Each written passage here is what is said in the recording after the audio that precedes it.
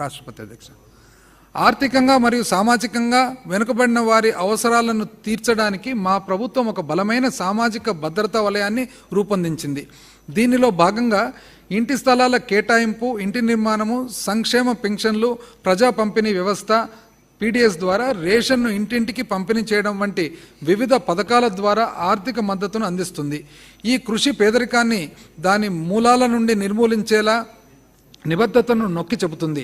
ప్రతి వ్యక్తి వారి ఆర్థిక స్థితితో సంబంధం లేకుండా గౌరవప్రదమైన మరియు సురక్షితమైన జీవితానికి గడపడానికి మా ప్రభుత్వం సహకారం అందిస్తుంది. గృహరంగం గత ప్రభుత్వం తన 5 ఏళ్ల కాలంలో 4,63,697 ఇళ్ల పట్టాలు పంపిణీ చేయగా మా ప్రభుత్వం 2019వ సంవత్సరం నుండి 1,53,000 కోట్ల రూపాయల విలువ గల 30,65,315 ఇళ్ల పట్టాలను పంపిణీ చేసింది అధ్యక్ష. ఐ రిపీట్ అధ్యక్ష, గత ప్రభుత్వము తన 5 ఏళ్ల కాలంలో 4,63,697 ఇళ్ల పట్టాలు పంపిణీ చేయగా మా ప్రభుత్వము 2019వ సంవత్సరం నుండి 1,53,000 కోట్ల రూపాయల విలువ గల 30,65,315 ఇళ్ళ పంపిణీ చేసింది. పేదలందరికీ ఇల్లు పథకం కింద మా ప్రభుత్వం ప్రతి లబ్ధిదారునికి ఇంటి ఖర్చుకు 1,80,000 రూపాయలు ఇవ్వడమే కాకుండా మౌలిక సదుపాయాల కల్పనకు ఒక్కో ఇంటికి 6,90,000 రూపాయలు కేటాయించిన ఫలితంగా గృహ నిర్మాణ పనుల్లో వేగం పుంజుకుంది. ఈ పథకం కింద 22 లక్షల ఇల్లు కేటాయించగా దాదాపు 9 లక్షల ఇల్లు పూర్తయ్యాయి. మిగిలిన ఇళ్లను 2024 డిసెంబర్ నాటికి పూర్తి చేయాలని లక్ష్యంగా పెట్టుకున్నాం. మా ప్రభుత్వం 32,990 కోట్ల రూపాయల అంచనా వ్యయంతో వైఎస్ఆర్ జగనన్న కాలనీలో త్రాగునీటి సరఫరా, విద్యుత్తు, రోడ్లు మొదలైన మౌలిక సదుపాయాలు కల్పించి ఆదర్శ గ్రామాలుగా అభివృద్ధి చేస్తుంది. వైఎస్ఆర్ జగనన్న కాలనీలో ఇప్పటి వరకు 1,62,538 మంది లబ్ధిదారులు నివాసం ఉంటున్నారు. సంక్షేమం ప్రత్యక్ష నగదు బదిలీ డీబీటీ ఎలాంటి వివక్ష లేకుండా అన్ని సంక్షేమ పథకాల అర్హులందరికీ అందాలనే ప్రభుత్వ నినాదానికి అనుగుణంగా ఎలాంటి అవకతవకలు లేకుండా ప్రయోజనాలు అందేలా చూడాలనే ఉద్దేశంతో ప్రభుత్వం గ్రామ, వార్డు సచివాలయాలు, వాలంటీర్ల ద్వారా ప్రత్యక్ష నగదు బదిలీ పథకం విధానాల్లో అమలు చేస్తుంది. కులం, మతం మరియు ఇతర అంశాలతో సంబంధం లేకుండా ప్రయోజనాలు అందరికీ చేరేలా చేస్తుంది. ప్రత్యక్ష నగదు బదిలీ పథకం మరియు సంక్షేమ కార్యక్రమాల వలన కోవిడ్-19 మహమ్మారి సమయంలో కలిగిన ఆర్థిక ఇబ్బందుల నుండి ప్రజలకు భరోసానిచ్చి రక్షణను కల్పించాము.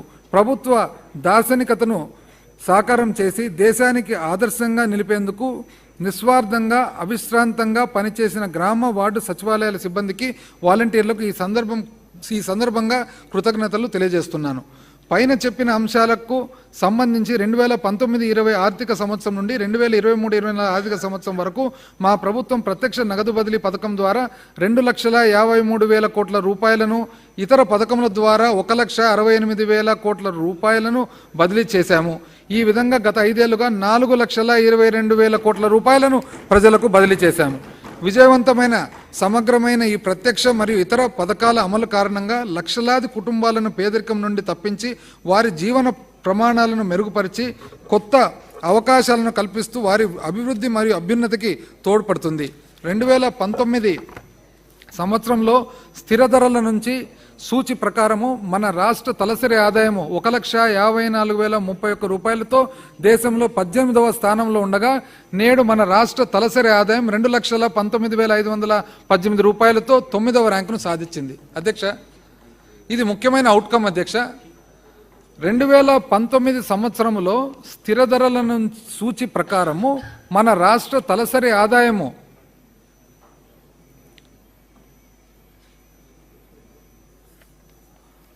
చిన్న కరెక్షన్ అధ్యక్ష, ఇంతకుముందు గత ప్రభుత్వము హౌస్ పట్టాస్ ఇవ్వలేదు కానీ వాళ్ళు ఇండ్లు కట్టేదానికి ఇండ్లు మాత్రము శాంక్షన్ చేయడం జరిగింది అధ్యక్ష, పట్టాలు ఇవ్వలేదు అధ్యక్ష.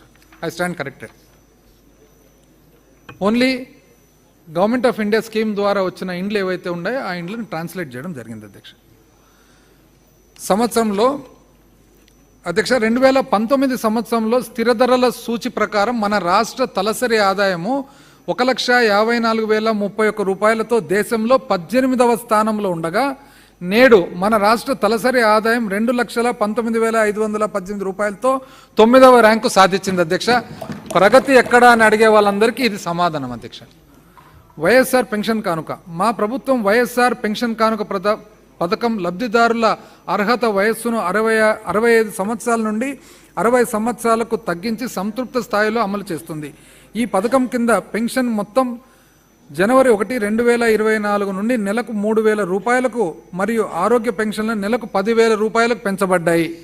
2019 సంవత్సరంలో ఈ పెన్షన్ల పంపిణీ మొత్తం నెలకు 1,385 కోట్ల రూపాయలు ఉండగా 2024 సంవత్సరం జనవరి నెల నాటికి 1,968 కోట్ల రూపాయలకు పెంచి పంపిణీ చేయబడింది. 2019 సంవత్సరం నుండి మా ప్రభుత్వం 66,35,000 మంది లబ్ధిదారులకు వైఎస్ఆర్ పెన్షన్ కానుక ద్వారా 84,731 కోట్ల రూపాయలను పంపించేసింది అధ్యక్ష. పెన్షన్ విషయానికి వస్తే ఈరోజు దాదాపు 2,000 కోట్లు అధ్యక్ష, నెలకు 2,000 కోట్లు. ఈ రోజుటికి ఈ 4 సంవత్సరాల చిల్లర లెక్కేసినట్లయితే ఇంచుమించు 66,35,000 మంది లబ్ధిదారులకు ఇంచుమించు గత ప్రభుత్వంలో అధ్యక్ష యావరేజ్ చూసినట్లయితే నెలకు 400 కోట్లే అధ్యక్ష. ఎందుకంటే 2014 నుంచి పెన్షన్ ఇస్తూ వచ్చి 2019 ఎలక్షన్లకు ఒక 2-3 నెలల ముందు మాత్రమే పెంచారు అధ్యక్ష. యావరేజ్ చూసుకు 2 నెలలు యావరేజ్ అధ్యక్ష 400. కానీ మనది ఈ రోజుటికి 2,000 రూపాయలు నెలకు అవుతుంది అధ్యక్ష. అంత తేడా వ్యత్యాసం ఉంది అధ్యక్ష. 85,000 కోట్ల అధ్యక్ష ఇంచుమించు అవాతాతలకు ఇచ్చిన పెన్షన్. ప్రజా పంపిణీ వ్యవస్థ. మా ప్రభుత్వం ప్రజా పంపిణీ వస్తువులను ప్రజల ఇంటి ముంగిటికే సరఫరా చేయాలనే ఉద్దేశంతో 9,260 సంచార పంపిణీ వాహనాలను ప్రవేశపెట్టింది. ఇది వృద్ధులు, వికలాంగులు మరియు వేతన కార్మికులు ఎదుర్కొంటున్న కష్టాలను తొలగించింది. సంచార పంపిణీ వాహనాల యాజమానులై షెడ్యూల్ కులాలు, షెడ్యూల్ తెగలు, బలహీన వర్గాలు మరియు అల్పసంఖ్యాక వర్గాలకు చెందిన వారికి ఇది లాభదాయకమైన ఉపాధిని కూడా అందించింది. మా ప్రభుత్వం 2019-2023 సంవత్సరాల మధ్యకాలంలో చేసిన వ్యయమును 29,628 కోట్ల రూపాయలు కాగా 2014-19 సంవత్సరాల మధ్య కాలంలో బియ్యం సబ్సిడీ కింద చేసే వ్యయము కేవలం 14,256 కోట్ల రూపాయలు మాత్రమే అధ్యక్ష. కుటుంబంలో సంపాదించే కుటుంబ పెద్ద దురదృష్టవశాత్తు మరణిస్తే ఆ పేద కుటుంబాన్ని ఆదుకోవాలనే ఉద్దేశంతో గౌరవ ముఖ్యమంత్రి గారు వైఎస్ఆర్ బీమా పథకాన్ని ప్రారంభించారు. ఈ పథకం కింద 2022-23 ఆర్థిక సంవత్సరం నుండి ఇప్పటి వరకు సహజ మరణం పొందిన 45,000 కుటుంబాలు, ప్రమాదవశాత్తు మరణించిన 4,000 కంటే ఎక్కువ కుటుంబాలకు 650 కోట్ల రూపాయలు సహకారం అందింది. కాపు, కమ్మ, రెడ్డి, బ్రాహ్మణ, ఆర్యవైశ్య, క్షత్రియ కులాల్లో ఆర్థికంగా వెనుకబడిన వారి సర్వతోముఖాభివృద్ధిపై దృష్టి సారించేందుకు మా ప్రభుత్వం ఈ వర్గాల వారికి సంక్షేమానికి ఒక ప్రత్యేక విభాగాన్ని ఏర్పాటు చేసింది. ఈ శాఖ కింద 2019-24 సంవత్సరాల మధ్య కాలంలో 1,15,00,000 మంది లబ్ధిదారులకు 36,321 కోట్ల రూపాయలు ఖర్చు చేయడం జరిగింది. వైఎస్ఆర్ కళ్యాణమస్తు మరియు వైఎస్ఆర్ షాదీ తోఫా పథకాల కింద షెడ్యూల్ కులాలు, షెడ్యూల్ తెగలు, వెనుకబడిన తరగతులు, వికలాంగులు మరియు ముస్లింలకు చెందిన 46,329 మంది లబ్ధిదారులకు 350 కోట్ల రూపాయలకు పైగా పంపిణీ చేశాం. వైఎస్ఆర్ ఈబీసీ నేస్తం పథకం కింద అగ్రకులాల్లో ఆర్థికంగా వెనుకబడిన రెడ్డి, కమ్మ, ఆర్యవైశ్య, బ్రాహ్మణ, క్షత్రియ, వేలం మొదలైన ఓసీ వర్గాలకు ఆర్థికంగా వెనుకబడిన 4,39,000 మంది మహిళలకు 1,257 కోట్ల రూపాయలను పంపిణీ చేయడం జరిగింది. వైఎస్ఆర్ కాపు నేస్తం కింద కాపు, బలిజ, తెలగ, ఒంటరి సామాజిక వర్గాలకు చెందిన 3,57,000 మంది మహిళలకు 2,029 కోట్ల రూపాయలను పంపిణీ చేశాం. కాపు సామాజిక వర్గ సంక్షేమానికి మా ప్రభుత్వం ఇప్పటి వరకు ప్రత్యక్ష నగదు బదిలీ మరియు ఇతర పథకాల